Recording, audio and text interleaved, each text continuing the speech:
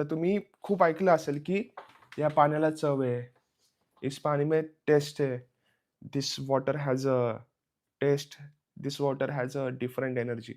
असं ऐकलं असेल कुठे ना कुठेतरी. अजून एक एक्झाम्पल. पाण्यामुळे जेवणाची चव पण बदलते. जसं जेवण आपण पंजाबमध्ये जेवतो, हरियाणामध्ये जेवतो. तिकडचे छोले कुलचे खातो. सरसों दा साग काय जे तिकडच्या फेमस भाज्या आहेत अशा रिजनल भाज्या आहेत. त्या आपण तिकडे जाऊन खातो. आपण त्याच भाज्या पुण्यामध्ये, मुंबईमध्ये, महाराष्ट्रामध्ये खाल्ल्या तर वेगळ्या लागतात.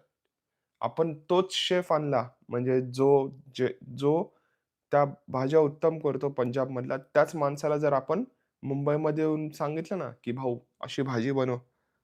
तो बनवेल पण. सगळं रेसिपी, सगळ्या मसाले, जे काही इन्ग्रीडियंट्स आहेत ते सगळं सगळं टाकेल. पण ती चव येणार नाही. का? कारण की मेन चव पाण्याची असते. पंजाबसारखं पाणी तर पुण्या, मुंबईमध्ये भेटणार नाही.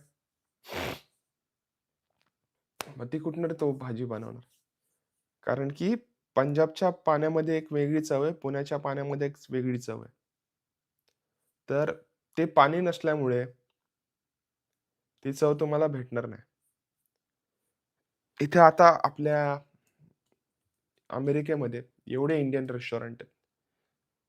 Top notch Indian restaurant, Michelin star Indian restaurant आहेत. पण मिशेलिन स्टारवाली चव आणि आपल्या ढाब्यावरची चव सेम नाहीये.